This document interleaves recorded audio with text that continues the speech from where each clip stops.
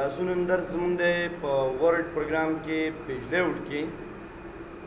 هغې ته موږ ویلی شو بریکس او د بریکس کې نننی ټاپک دی زموږ هغې ته ویل کېږي سیکشن بریکس. د سیکشن بریکس د مطلب موږ سره دا دی چې کله په یو ډاکومنټ کې د یو نه زیاتې سیکشنې موږ لو د دې لپاره موږ سیکشن بریکس استعمالوو. ما په تیرو کلاسونو کې هم تاسو ته د سیکشن باره کې خبرې کړې وي، لکه دلته سیکشن 1 لیکلی دی. که زه مثال دا هایټ کما نو دا به دلته نه وي. اوس که آینده کې فار ایگزامپل دې ته ټیک مارک زه لګوم نو دې به بیا دوباره موږ ته شو کېږي او دا به ماته ښایي. اوس که مثال په ډول موږ داسې وکړو چې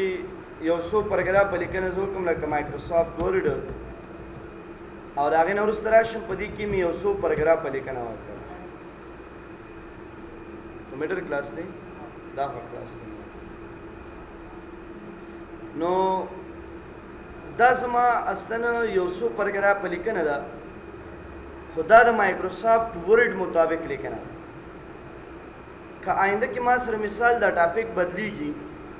یعنی بله ورقه کې یو بل ټاپک زه شروع کوم چې هغه به د مایکروسافټ ایکسل په باره کې، دا خو زما سره د مایکروسافټ ورډ باره کې و، دا ټاپک د مایکروسافټ ایکسل باره کې. اوس که آینده کې فار ایگزامپل موږ راځو لیکنه کړو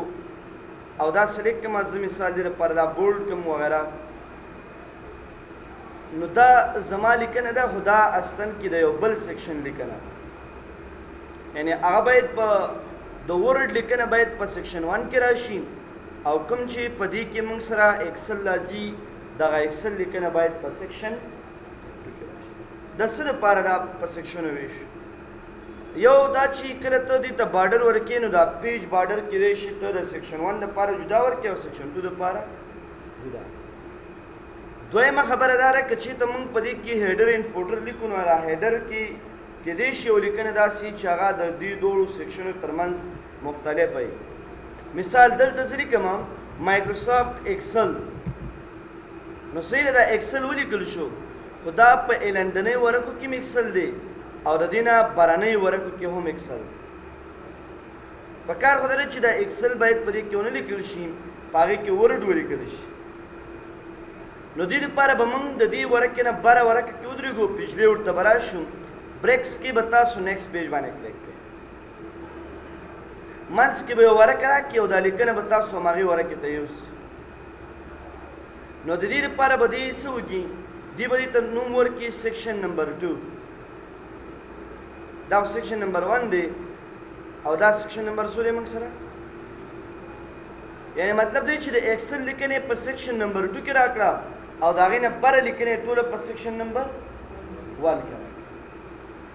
اوس د دې پیدا موږ سره دا ده که آینده کې فار ایگزامپل موږ په دې کې ډبل کلیک کوو او دا لینک ټو پریویس ټیک مارک آف کو دې ځان سره کلوز هیډر کو، نو آینده کې که څوک بره کې ولیکي مثال مایکروسافټ ورډ ولیکي ورته او د هغې نه وروسته کلوز هیډر ان فولډر باندې کلیک کړي، نو په اعلان دې ایسه کې به چې دی دا ایکسل ته بدل شوي او بهرنۍ لیکنه به چې کوم دی هغه چې ته کنورټ شوي هغه به ورډ. مطلب باندې تاسو پوه شوئ که نه؟ نو مطلب دا دی د دې خبرې چې تاسو په دې ځایونو کې کولی شئ د سیکشن نه په دې طریقې سره استفاده وکړئ. لکه مثال اوس که زه دې راځم په دې بارډرز باندې کلیک کوم، بارډرز اینډ شیډینګ باندې زه کلیک کوم، په دې کې تاسو ګورئ پیج بارډر دي، د هغې لپاره سټایل تاسو ورکوئ، دې ځان سره وکړئ. زه یم ټیک ده دا سټایل د دې لپاره صحیح دی، خو د هغې نه علاوه دا سټایل باید په دې کې د ایکسل یو بل سټایل. نو کله چې تاسو ایکسل دپاره یو بل سټایل الی نو بارډر اینډ شیډینګ ته به راشو، پیج بارډر کې به داسې ورته ووایو چې د دې سیکشن دپاره فار ایگزامپل زما دا سټایل. نو ګوره دلته د سیکشن والا خبره کېږي، د سیکشن په واسطه باندې موږ د دې پیجونو ترمنځ فرق کوو. نو همیشه لپاره یو دوه یا درې سیکشنې چلی د هغې لپاره به څه کلیک کوئ تاسو نیکسټ پیج. ګورئ دا خو موږ سره د یو ورقې نه شروع کېږي سیکشن، که موږ ته نه پرو چې نه په یو ورقه کې 2 سیکشنه پکار په یو ورقه کې 3-4 سیکشنه پکار لکه تاسو لیکل units 1 word unit 1 words دا ول یونټ لغاتونه راځم په دې کې یو پیج لاین نمبر دی لکه تاسو دا کنټینیو کړئ خو په یونټس کې تاسو یونټ کې تاسو دا staff के surprise for current paragraph means the त्यामो और कोयला निजने शुरू होता लुगातुने लिखी लिखी दासी खबरदारी छी दा लुगातुने चुकुम दी दा अस्तन उस मंग सरा पुरश पकारदारी छी उस 2 मिनट न लुगातुने शुरू शी नसीले दल तबराशी तासु ब पिछले उड़ की दा स्टाफ के दा देर पारे बतासु लिखे यूनिट 2 वर्ड्स उस कदर तमंग शुमारा बे शुरू को शुमारा ने सुनो शुरू की बाय द सुनो शुरू शी नो देर पार बस कई द देर पार बबरता से उधर गई ब्रेक्स की बत्ता से कंटिन्यू बने के बेबरा शिदा शुमारा बदल त स्टाफ के नो गोरे दिल त परी की मंग सरा द यूनिट 2 सम सेक्शन दे द्वयम बरा सम सेक्शन दी आवाज नो उस पैदल दी मंग सरदारा का आइंदा की मिसाल पड़वल मंग दा टिक मार्क आप खुदा खुद वन शुरू की और बदल से उड़ते हैं चरी स्टार्ट ईच सेक्शन मतलब दायरे छ दी सेक्शन न शुमारा सुमा शुरू कम यानी पयो वरक की मंग 2 सेक्शन वागस्तले और पैदा बानी तासु पय शई छ पैदा इदारे छ शुमारा मंग वन न स्टार्ट बदल नो दासी मसइलो या दासी वक्त की तासु पयो वरक की हम 2 सेक्शन आगस्तले کله کله د څه وشي لکه دې ډاکومنټ کې هما سره یو سیکشن دی یو ورقه زویما ما ته دې دویمه ورقه راشي خو هغه ورقه باید جفت ورقه او هر ورقه باید یو سیکشن لکه اوله ورقه ځان ته یو سیکشن دویمه ورقه ځان ته سیکشن دریمه ورقه ځان ته یعنی هر ورقه انډیویډوال سیکشن غواړي د نیکسټ پوسټ باندې هو بده سیو چې تا به ډیر ورکه پس یو سیکشن اخیستو خو که زه مثال په A1 پیج باندې کلیک کوم نو ګوره اوله ورکه یو سیکشن دی دویمه ورکه بل سیکشن دی که زه مثال بیا راشم په دې باندې کلیک کوم نو دی به ماته څه کوي دی به ماته اوس دلته شماره 4 لیکي او سیکشن 3 دی ځکه 3 ورکې دي ما سره په دې کې هغه تاک ورکه د منځ د وباسي یعنی دریمه ورکه په دې کې اوس نشته 3 ورکې دي او شمارې 4 دی مطلب دا چې اوله دویمه څلورمه 3 ورکې شوې کنه او د هر ورکه ځان ته یو سیکشن شو لکه دا وګورئ دا دریم سیکشن نو که تاسو مثال بیا راځئ په دې باندې کلیک کړئ نو دې به تاسو ته شپږمه ورکه درکړي څلور سیکشنه به یعنې څلور ورکې دي څلور سیکشنه دي خو جفت ورکې دي تاک ورکې نه دي لکه اوله پکې هغه به هماغه आप बताओ कि राजा हो उसके मंग दसे न होयो ना जोई में दसे का ची मंग तरी ताक वरा करा के नो तो बरे क्लिक के तो आवरा वरा का दोई मवरा का दरकी वो कितने मिसाल बे क्लिक के राश बरे क्लिक का उस जबल तक क्लिक करने भी डॉक्यूमेंट गोरे कज़ परी माने क्लिक कमा नो ऑटोमेटिकली आवला हुकुम वरा करा की दरेमा यानी मंस के दोई मवरा का स्किप करा او سیکشن دویم دی یعنی اوله ورکه ځان ته سیکشن شو دویمه ورکه آفرین نو ځان ته سیکشن د اخیستو لپاره به بیا د دې اپشن نه مونږه استفاده کوو بیا که زه وګورم لاندې اپشن دی لاین نمبرز دا خو کنټینیوس که د شمارې د سټارټ کې شمارې شکل دی خو داسې چې دی په هره ورکه کې شماره تا ته شروع کړي یویش دویش دریش تلیریش داس شماره دی شروع کړو خو که مثال آینده کې تاسو په دې کې ریسټارټ ایچ پیج باندې کلیک کړئ نو دی به څه کوي دی اوله ورکې او په دې بله ورکه کې شماره د 1 نشو په اوله ورکه کې او په دویمه ورکه کې شماره د څونه شروع کړي د 1 نه شروع کړي یعنی مطلب دا چې دا د 1 نه سٹارټ دی دا د 1 نه سٹارټ که مثال د دې په ځای باندې موږ ریسټارټ ایچ سیکشن والو کنټینیو باندې خو پوه شوې که نه چې دا مسلسل شماره راکوي د دې مطلب دا دی که دې هر ورق کې نه به شماره د سر نه شروع کړي د سر د ون نه به سټارټ او په دې کې موږ سره دي سپرایز فور کرنٹ پیراګراف یا ریسټارټ ایچ سیکشن ریسټارټ ایچ سیکشن خو مې تاسو ته وویل چې کله تاسو په یو ورقه کې یا په یو ورقه کې نه 15 ورقې وروسته یو سیکشن دی د 15 ورقې وروسته به چې دوی شماره د څونه شروع کړي د ون نه به شروع کړي لکه مثال به زه درکړم درته دا زما اوله ورقه ده نیکسټ باندې مې کلیک کړو مطلب دا زما بله ورقه ده ګورئ دا شمارې به زه سټاپ کړم اوله ورقه دویمه ورقه نو دویمه ورقه سیکشن دی که نه دی موږ اوس که زه شماره شروع کوم دا نمبر نو دلته وګوره په دې پیج کې مې شروع کړه د ون نه شروع او که په هغه پیج کې شروع کوم نو هلته به هم د ون نه شروع کېږي ځکه چې دا ځان ته یو ورقه ده او هغه ځان ته یو ورقه ده بل دا ځان ته یو سیکشن دی او هغه ځان ته یو سیکشن دلته به تاسو ورته وایي چې ریسټارټ ایچ سیکشن ریسټارټ ایچ سیکشن نه مطلب دا دی چې دې سیکشن به شماره ځان ته ون نه او د دې شماره به ځان ته او کله کله داسې وشي لکه مونږ شماره سټارټ کړې ده خو زوی مې دا لسمه شماره پکې ماته یولسمه شماره نه ده پکار راشي یولسمه شماره سټاپ بیا که مثال ته یو پاراګراف لیکنه کې وغیره بیا شماره شروع کړي نو بیا شروع کولو لپاره دا ټیک ماره کې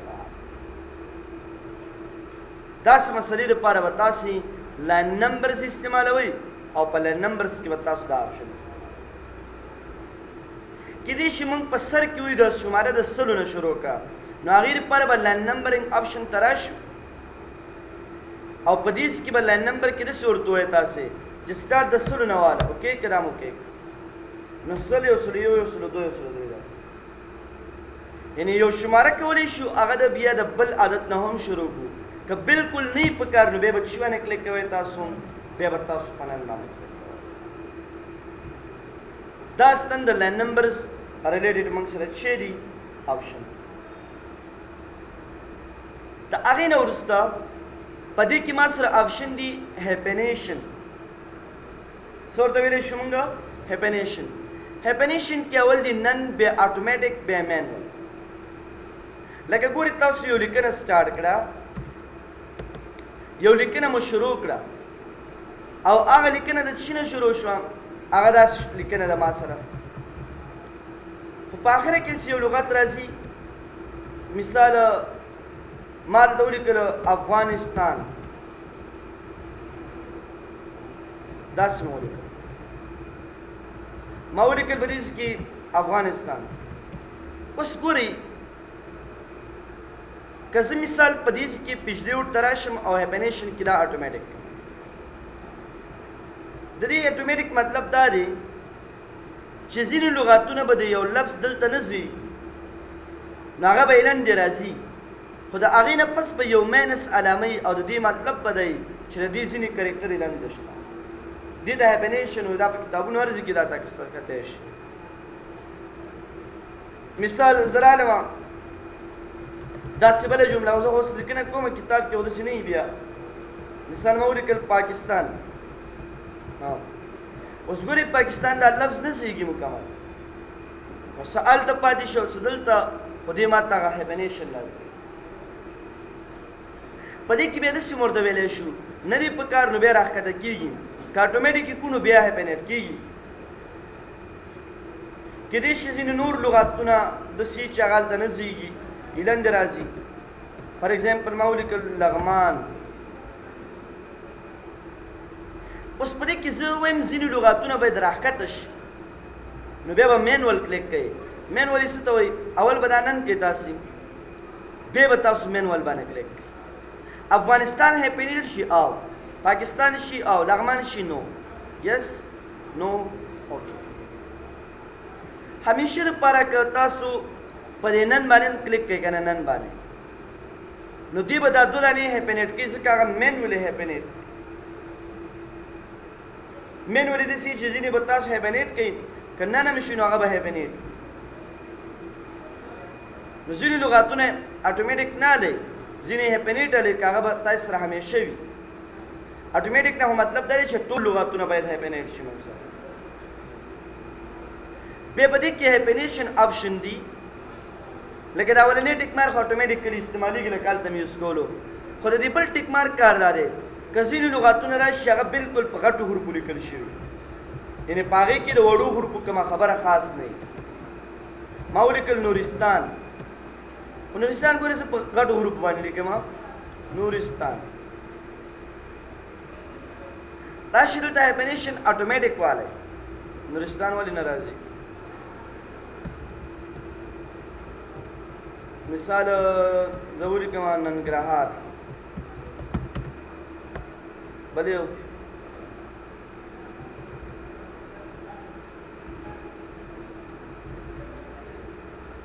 لفظ شعر دوزش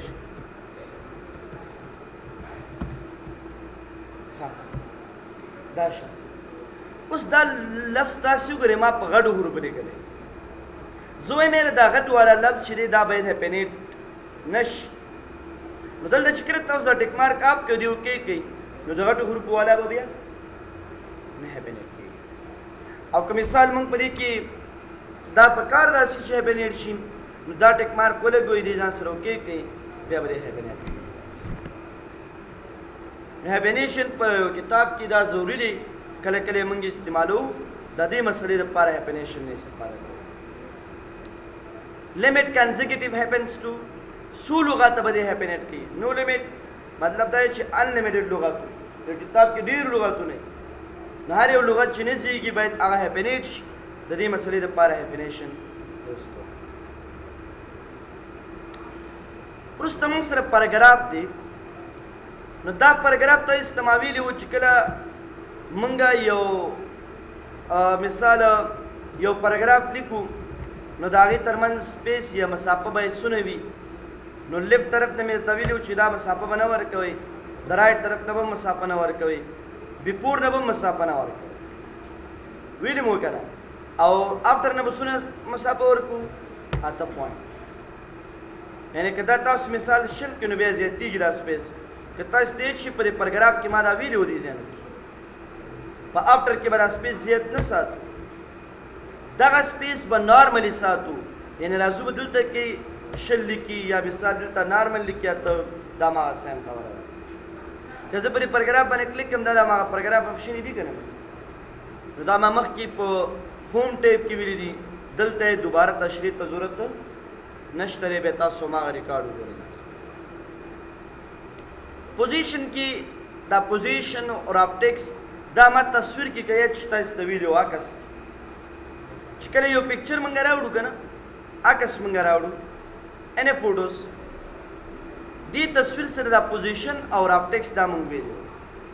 خو دغه یو څو آپشنې مې پرې منځ کې تاسو ته پرېښې وي مجدار ته بیا زه پېژدې وړکې وایم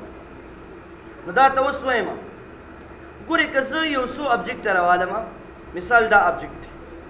بل ابجیکټ پر ایگزامپل دی کنټرول سره تاسو دې نه ډوپلیکیټ اخیستی شي بل ابجیکټ دی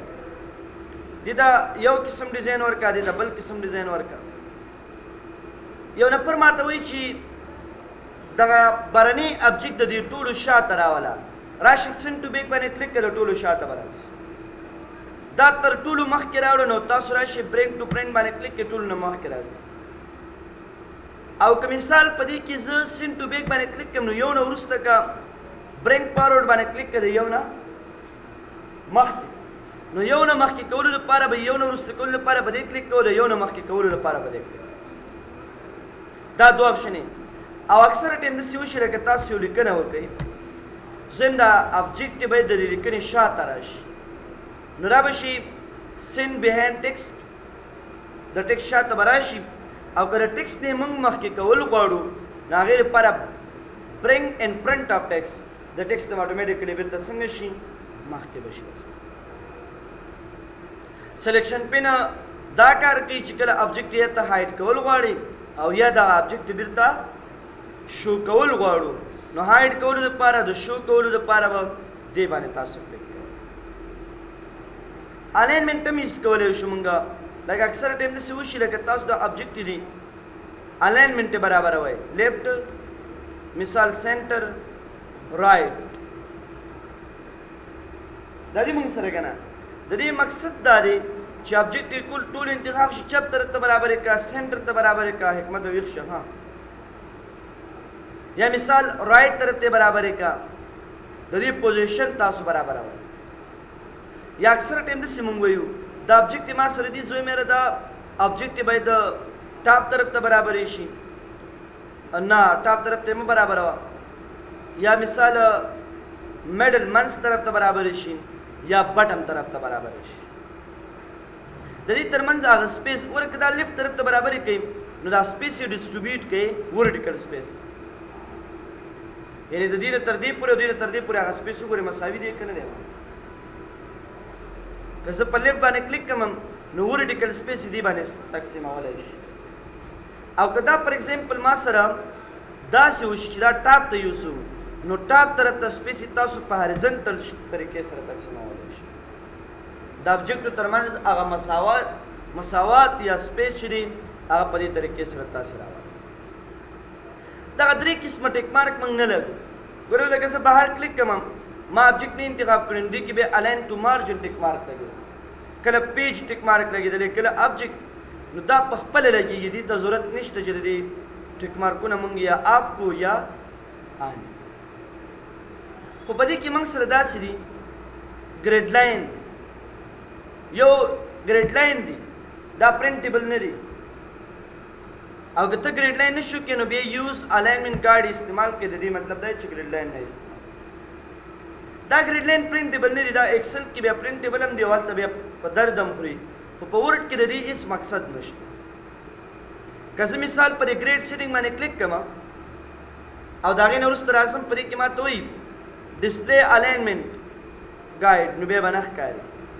او که مثال دلته راشي دا ټیک مارک تاسو آف کړئ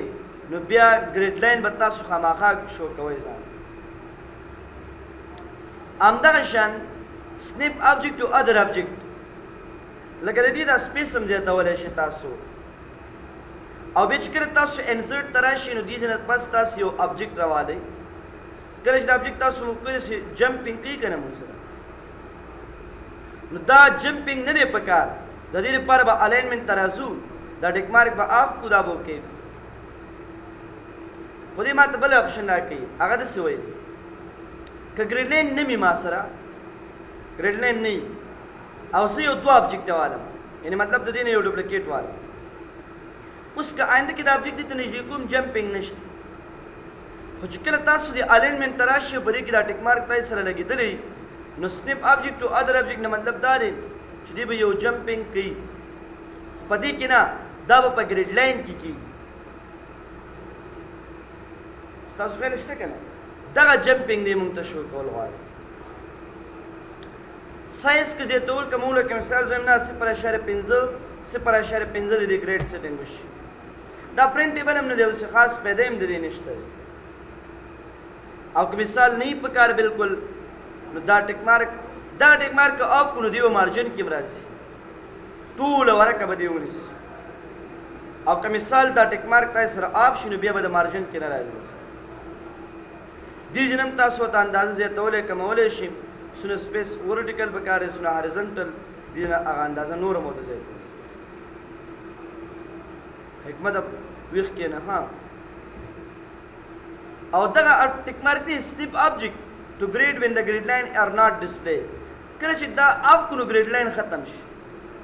او آینده کې که تاسو د انسرټ ته راشي تاسو په داسې مشکل سره مخ یې لکه دا ابجیکټ چې دې ته نږدې کوئ نو دا به بیا دې سره جمپینګ کوي. که ګریډ لاین نه وي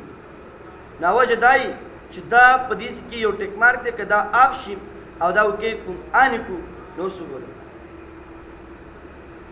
دا جمپینګ نه دی پکار. د دې مسلې لپاره به دا ټیک مارک آف کو دی وکې کو، دی به آینده کې بیا جمپینګ مونږ ته نه راکوي. دا ګریډ سیټینګ و چې ما تاسو ته لږه تشریح سره د ډیپال باندې خو تاسو پوهېږئ چې ګریډ لاین راوله خو په همیشه دپاره یې راوله، یعنې که دا څوک کلوز هم کي او نوی ډاکومنټ څوک رن کړي نو په هغې کې به هم ګریډ لاین زویم نه داسې په کار نه دي ما ته نو دې لپاره به راشو دا ټیک مارک به آف کړو، خو بیا به هم بل ډاکومنټ کې دا راځي نه راځي، بس ختم وشي. دا پیجلیوډ کې د الاینمنت مطابق آپشن شو دا پرنټیبل نه دي او ضروري نه چې تاسو خامخا دا زده کوي ضرورت د دې خبرې نشته زده کوي خو ضرورت پکې نشته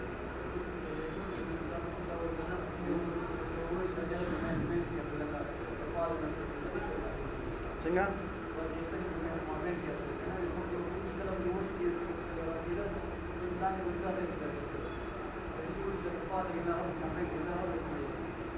فادر څنګه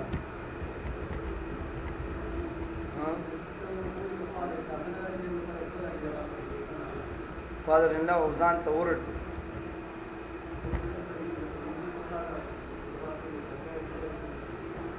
صحیح درس برازي کړ دسر راځي